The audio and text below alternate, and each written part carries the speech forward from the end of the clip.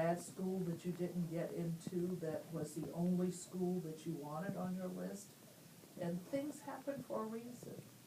I honestly believe that. So if you just pause for a moment and enjoy life.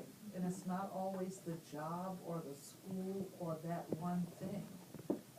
Maybe it's when you're traveling that you learn so much more about yourself. And you're going to have this time often in life to not get the job that you want or whatever. And remember, just as Melanie said, and Beth, you said it well at a program recently when you talked about failure. I want a copy of that speech too. It, you know, it's a part of our lives. You know, it makes us better.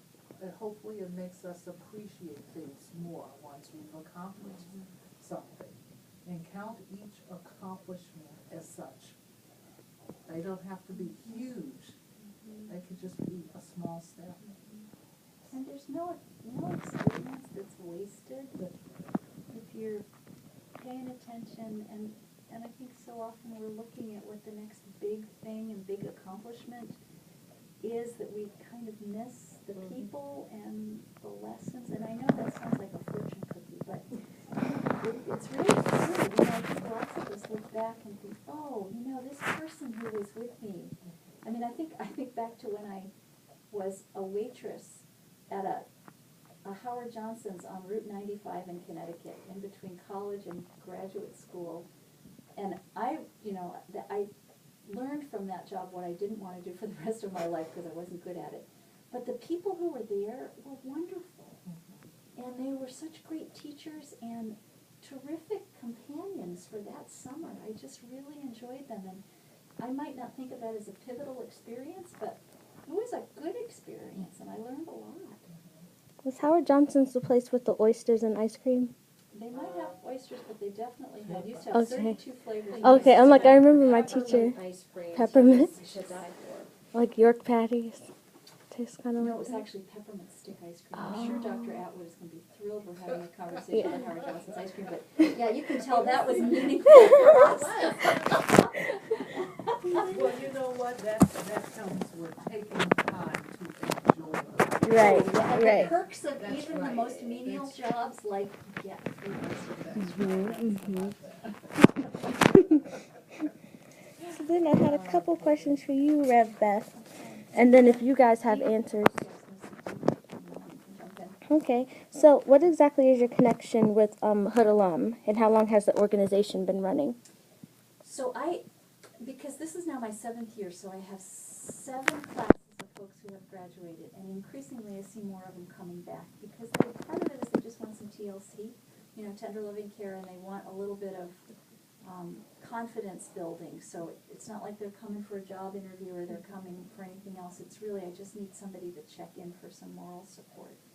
And so I don't have a specific organization that I do that with, but more and more students come back, as I think they probably do for lots of people on campus, administrators, faculty.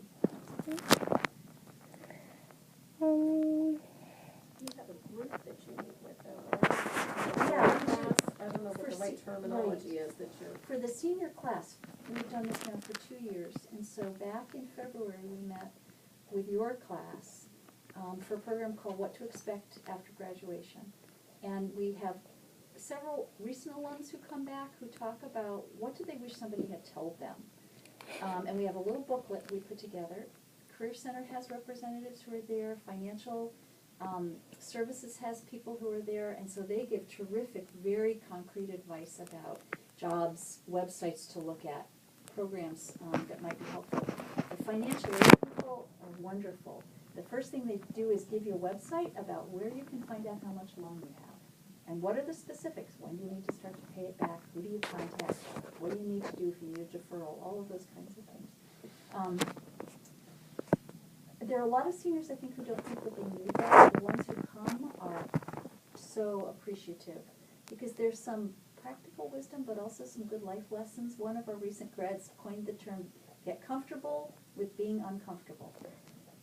That idea that all the stuff that we've given you as security here at Hood may not be with you when you get out there, but that's okay. You are gonna live through this. It's okay to be uncomfortable. Okay. And okay, so what did the Hood alum that's come and speak to you? What did they tell you was the most beneficial thing that you told them, or that they learned from That we Hood? got from Hood? Mm-hmm. Yeah, it's gotta be more than what I told them. I think the quality of education is the first thing that students are a little bit surprised by. They know they've gotten a good education, but I think that gets verified when they're in the workforce, when they're out kind of comparing themselves to other students. But the overwhelming thing that I hear from them is the quality of the relationships. So the people who care about them on campus, their professors, staff people, down to facilities. I think that because of the size of Hood and also the culture, the quality of those relationships is really a gift. I agree. So I know you guys mentioned like AmeriCorps. Where are some other places that students have called and told you that they've gotten jobs at? Oh, many students, I think, or some students, the students who are in the science group have been fortunate to get jobs in the local area, whether it's NIH or Fort Detrick or at any one of the biotech companies in the area. Frederick is, really has quite a number of our alums working in the area.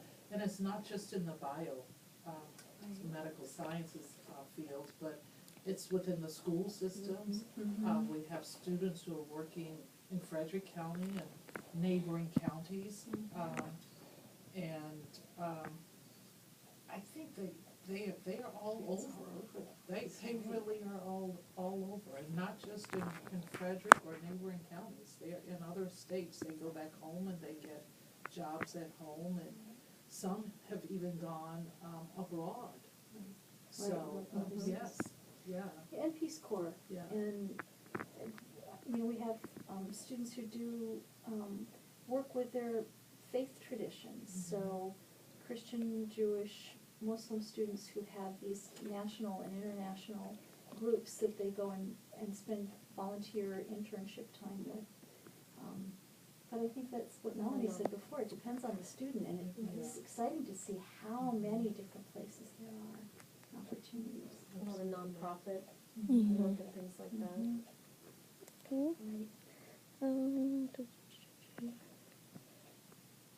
Why do you recommend that this year's seniors keep in touch with you all and other people that they know on campus?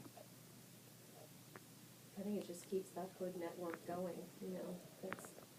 they're in a position, once you leave here, while you're here, you're sort of absorbing and taking in everything you can for your own purpose, and that's not selfish, that's part of your education, but then once you leave this place, you take that with you, but you also then are able to bring that back and offer that to the next group of students going through, that just makes the network that much bigger and broadens everybody's opportunity. You may come back and be seeking something from some of the people in the institution, and when you come back to do that, you may actually leave a seed here that grows into something for somebody else. So how cool is that? One of our alums came to talk to me today and is part of a local business that started out very small and is really mushrooming. And in her conversation said, I really would like to be done with the office manager part because that's not my strength. And I said, that might be an interesting thing to talk to some of the folks over in marketing or econ or Jill Hermes in Career Center about, asking whether there could be an internship for a student to develop a web base or a business plan for you and have that benefit the student as well as benefit you. And I think that's kind of like cross-pollination. It keeps happening in many different places. So my last question, I skipped over the alerts. I'm sure you're not able to tell me the exact students or like an exact number, but have there been a lot of seniors this year with academic alerts? And if there have, it's still possible for them to graduate at this point, correct? A lot of us, like, because I know like a fear of mine is not having what I need in graduating or something like that, or getting an academic alert. When just getting an academic alert in and of itself doesn't mean, that an instructor sends an alert when there's some indicator that there's an issue. It might be that somebody's not completed an assignment, or has failed an exam or a quiz, or is sleeping in class, or something like that. I think where we become more concerned is when we see a student that has academic alerts in multiple classes. That's usually where you start to worry that someone might not graduate. Or a student consistently is getting alerts in the same class, which means potentially they could fail that class. If it's credits or a course needed for graduation, then yes, you could be on thin ice in terms of being ready to graduate. But I think we try to reach out to those students when we see that and check in and see what's happening and what kind of choices are they making, what's behind what's happening. Okay. Is there anything that I forgot about that you all want to add?